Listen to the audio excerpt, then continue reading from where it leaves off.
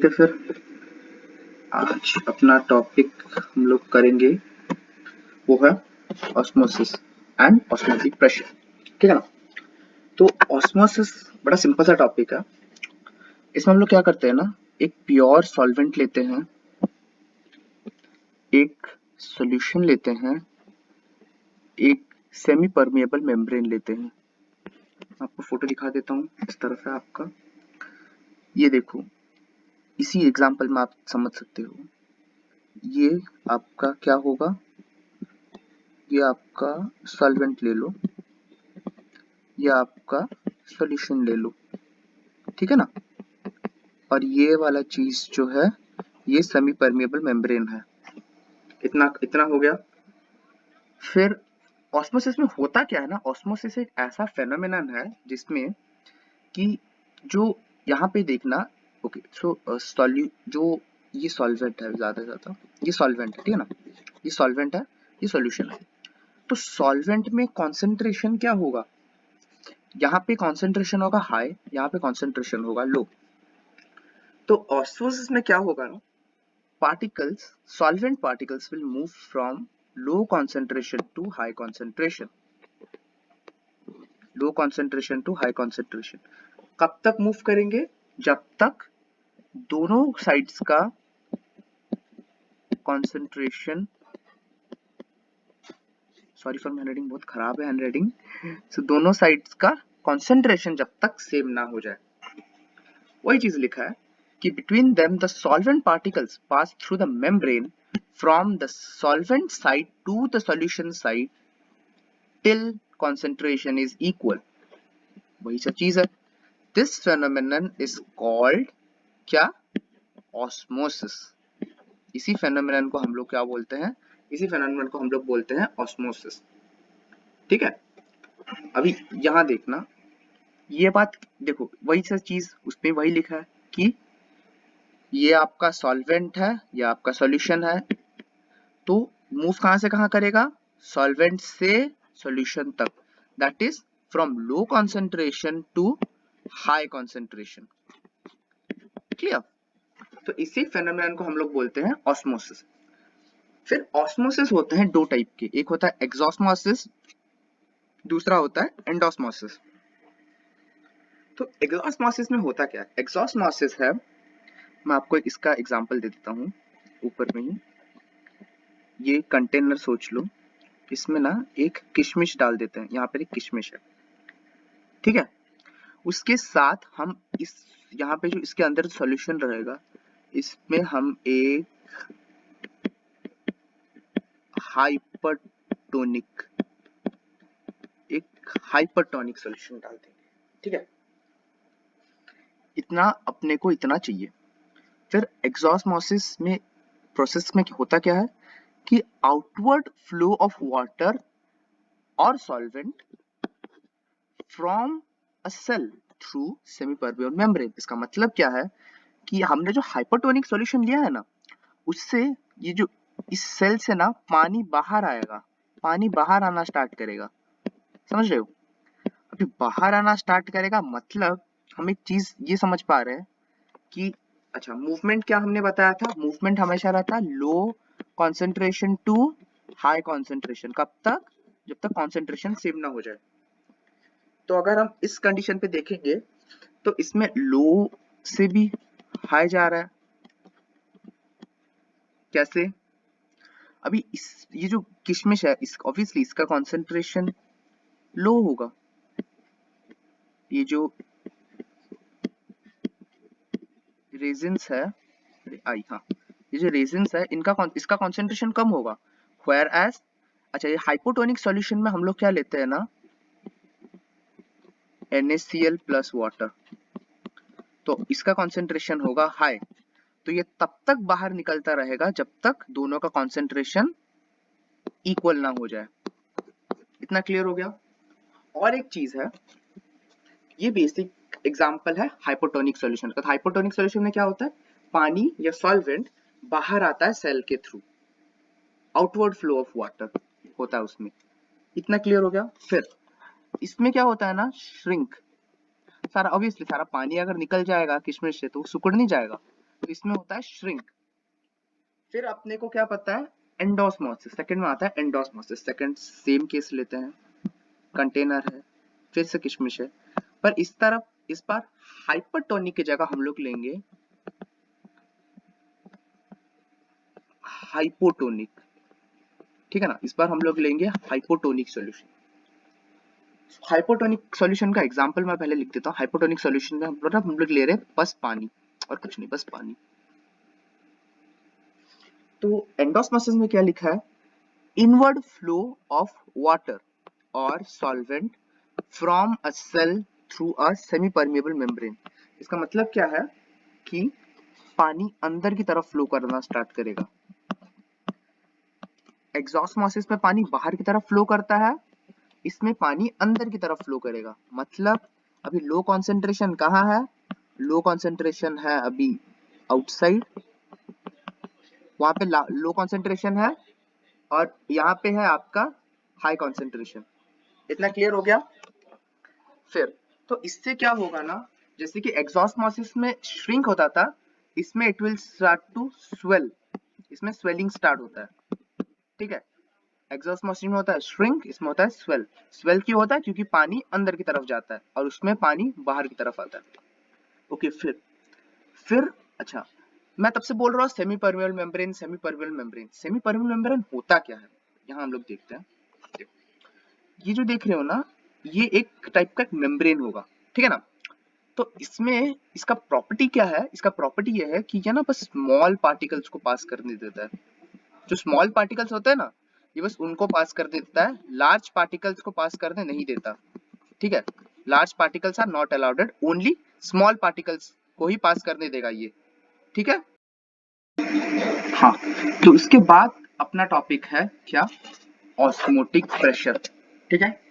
हमने अभी क्या पढ़ा, हमने पढ़ा ऑस्मोसिस, अब हम पढ़ेंगे ऑस्मोटिक प्रेशर, ठीक है। सो ऑस्मोटिक प्रेशर क्या होता है, अच्छा, हमने एक चीज क्या देखा कि एक ऑस्मोसिस बेसिकली एक फेनोमेनन है। मतलब एक, अगर हम सेमी परमेनेंट मेम्ब्रेन डाल देते हैं, इस तरफ सॉल्वेंट लेते हैं और इस तरफ हम एक सॉल्यूशन लेते हैं, तो मतलब सॉल्वेंट से सॉल्यूशन में पास होता रहेगा पार्टिकल्स, ठीक है। पर उस चीज को अपने को, तो वो चीज अभी हर जगह, तो देखो एक फेनोमेनन है, मतलब वो हर जगह ऑकर करता है। तो अभी एक ऐसा सिचुएशन हम लोग लेंगे। अच्छा, इससे पहले मैं आपको एक चीज बताता हूँ।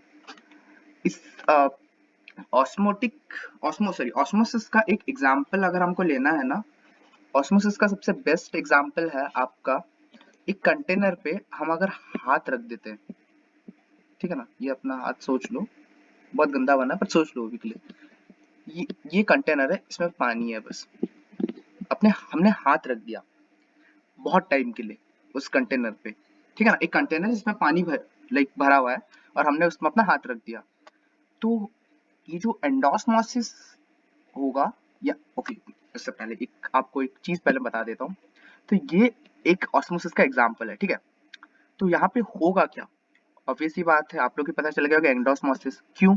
पहला बात तो ये कि इसमें हमने एक क्या लिया है, हाइपोटोनिक सॉल्यूशन। हाइपोटोनिक सॉल्यूशन हम लोग जहां देखेंगे वहां अपने पता है एंडोस्मोसिस करना है, और जहाँ पे हाइपोटोनिक वहां पे एक्सोस्मोसिस, ठीक है। तो कॉन्सेंट्रेशन का फ्लो क्या रहेगा, लो टू हाई, ठीक है। तो अभी एंडोस्मोसिस है, मतलब सिंपल सा बात है, पानी का कॉन्सेंट्रेशन तो लो ही होगा और हाथ का कॉन्सेंट्रेशन यहाँ पे हाई होगा। तो अपने का हाथ का जो स्किन है ना, स्किन के थ्रू पानी उसके अंदर चला जाता है, ठीक है ना, पानी इसके अंदर जाता है।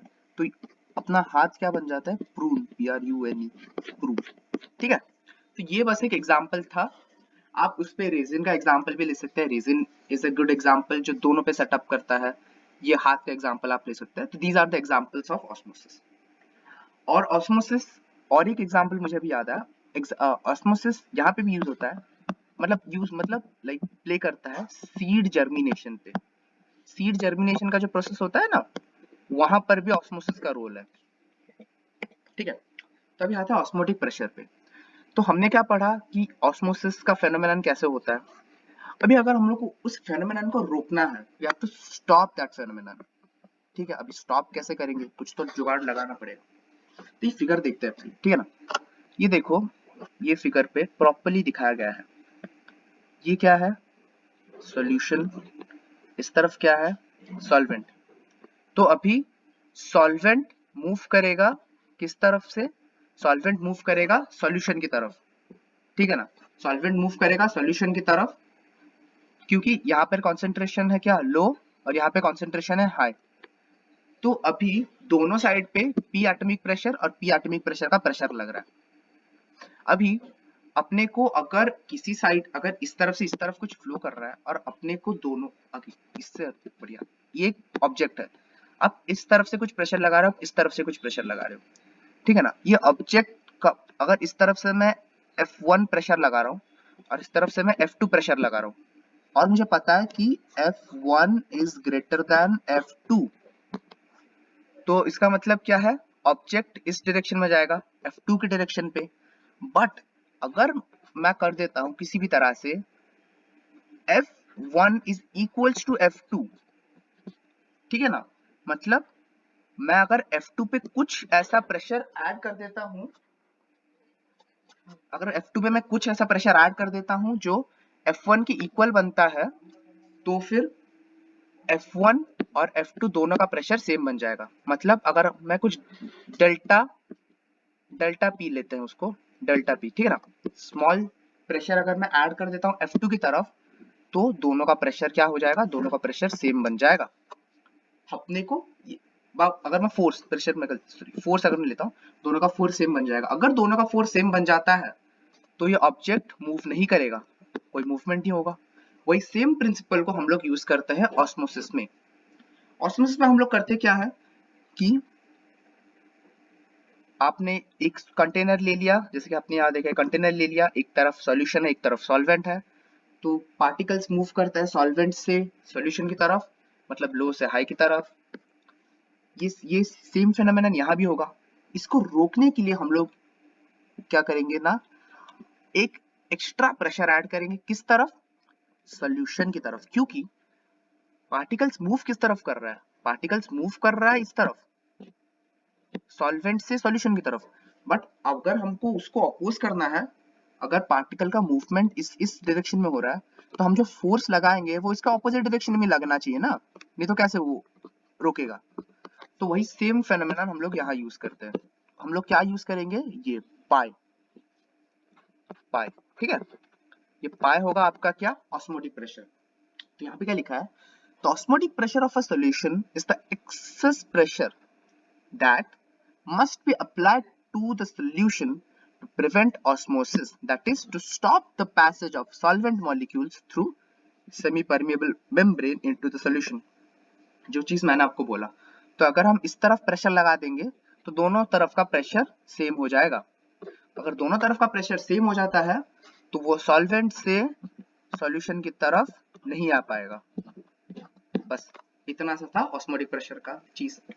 अभी इसका फॉर्मूला देख लेते हैं।